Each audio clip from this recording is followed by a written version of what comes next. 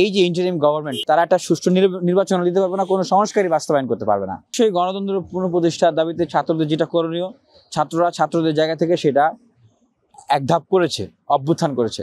পরবর্তী যে ধাপ, এই রাষ্ট্র ব্যবস্থার সংস্কার করা, এই গণহত্যার বিচার করা, জুলাই সনদ নিয়ে আসা এবং একটা সর্বজন গ্রহণযোগ্য অংশগ্রহণমূলক নির্বাচন করা।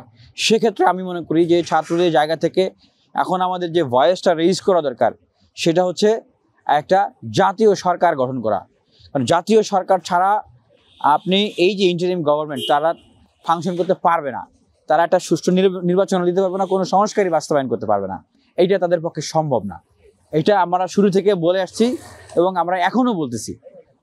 দেখেন, আমি পাশাপাশি আরেকটা জিনিস বলতে চাই, এই যে বৈষম্য বিরোধী ছাত্র আন্দোলন প্রতিনিয়ত এই ব্যানারটাকে কুক্ষিগত করে ব্যবহার করে একটা গোষ্ঠী তাদের রাজনৈতিক স্বার্থ চরিতার্থ করেছে। 5 আগস্টের আগ পর্যন্ত প্রত্যেকটা রাজনৈতিক ছাত্র সংগঠন সাধারণ শিক্ষার্থীদেরকে নিয়ে এই ব্যানারটা তৈরি করা হয়েছিল।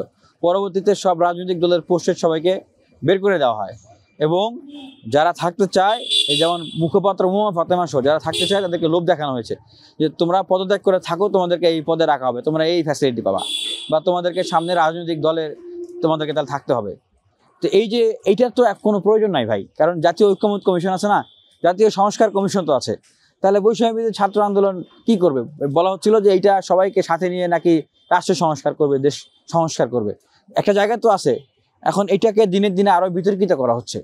আমরা মনে করি যে এই প্ল্যাটফর্মটা রেখে যারা এই অপকর্মগুলো করতেছে, 5 আগস্ট পরবর্তী সময়ে যারাই সমন্বয়ক সেজে এই প্ল্যাটফর্মটাকে ক্যারি অন করেছে এবং এখনও করছে, প্রত্যেকের বিষয়ে দুদক থেকে তদন্ত কমিটি হওয়া দরকার, তদন্ত করা দরকার, কোনো ছাড় নাই। আর আপনি যে প্রশ্নটি করেছেন যে ছাত্র অধিকার পরিষদ কোনো রাজনৈতিক দলের পক্ষে আসলে অবস্থান নেই কিনা, দেখেন আমাদের যে সূচনা এটা অবশ্যই উল্লেখ করতে হবে। 2018 সালের কোটা সংস্কার আন্দোলনের ভিতর দিয়ে আমাদের সূচনা, ডাকসু নির্বাচনের ভিতর দিয়ে আমরা শিক্ষার্থীদের সমর্থন লাভ করি, শিক্ষার্থীরা আমাদেরকে নেতৃত্বের জায়গায় চায় এবং সেই সময়ে জাতীয় এবং আন্তর্জাতিক পর্যায়ের বিভিন্ন ব্যক্তি, বিভিন্ন প্রতিনিধিরা তারা আমাদের সাথে পরামর্শ করেন, আমাদেরকে মতামত দেন, আমাদেরকে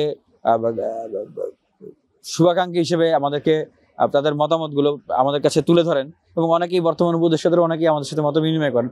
তারা বলেন যে এই সময় তো একটা প্রতিবাদ করার কেউ নেই, বিএনপি জামাত বা বিরোধী দল কেউ কথা বলতে পারতেছে না, সুতরাং আমরা যেন এটাকে ক্যারি অন করি এবং বাংলাদেশে একটা বেটার আমরা একটা রাজনীতি উপহার দিই। তো সেই জায়গা থেকে পেশিশক্তি কালো টাকা রাজনীতির বাইরে, সিন্ডিকেট কমিশনের রাজনীতির বাইরে, বুর্জুয়া রাজনীতির বাইরে একটা সিস্টেমেটিক ছাত্র রাজনীতি এবং জাতীয় রাজনীতি উপহার দেওয়ার চিন্তা আমাদের মাথায় ছিল। সেই জায়গা থেকে আমরা তখন ফিল করেছিলাম যে ছাত্ররা আসলে কী চায়। ছাত্ররা চায় দলীয় দাসত্ব, লেজির ভিত্তিমুক্ত একটা স্টুডেন্ট অ্যাক্টিভিজম, যারা ছাত্রদেরকে নিয়ে কাজ করবে, দেশের স্বার্থে কাজ করবে, ছাত্রদের অধিকার প্রতিষ্ঠায় কাজ করবে, সমস্যাগুলো অ্যাড্রেস করবে, সমাধান করার চেষ্টা করবে এবং কল্যাণ নিয়ে কাজ করবে।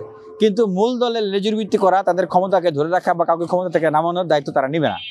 তো আমরা সেটাকে ধারণ করেই একটা ছাত্র সংগঠন তৈরি করি, যারা আমরা পলিসি মেকিংয়ের ক্ষেত্রে কিন্তু ইন্ডিপেন্ডেন্ট এবং আমরা ইন্টারনাল গণতান্ত্রিক চর্চা করি। আমি কিন্তু নির্বাচিত সভাপতি, এখানে কেউ হস্তক্ষেপ করতে পারে না।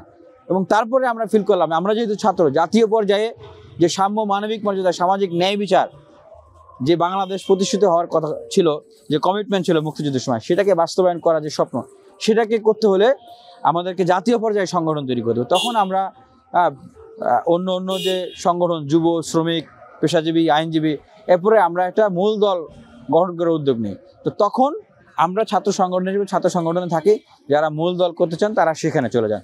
তো সেই জায়গা থেকে আমরা যেটা বলি যে আদর্শের জায়গা থেকে বা লক্ষ্যের জায়গা থেকে গণ অধিকার পরিষদের লক্ষ্য এবং আদর্শ, ছাত্র অধিকার পরিষদের লক্ষ্য এবং আদর্শ একই আদর্শ, সাম্য, মানবিক মর্যাদা, সামাজিক ন্যায় বিচারের বাংলাদেশ প্রতিষ্ঠা করা। কিন্তু অফিসিয়াল কোনো কানেকশন, অফিসিয়াল কোনো লেজুর ভিত্তি বা অফিসিয়াল কোনো নিয়ন্ত্রণ ছাত্র অধিকার পরিষদের, গণ অধিকার পরিষদ বলি আর অন্য কোনো জায়গায় কারোর সাথে নেই। যেরকম ধরেন আপনারা ছাত্রলীগের কমিটি হয় মূলদল থেকে, ছাত্রদলের কমিটির সাইন আসে অন্য একটা জায়গা থেকে, মূলদল থেকে, বা অন্য অনেক ছাত্র সংগঠন আছে যাদের একদম অ্যাফিলিয়েশন বা নিয়ন্ত্রণ অন্য জায়গা থেকে। আমরা সেই জায়গাতে একদমই ইন্ডিপেন্ডেন্ট, আমরা আমাদের মতো করে কাজ করি, আমাদেরকে কেউ নিয়ন্ত্রণ করতে পারে না বা করে না।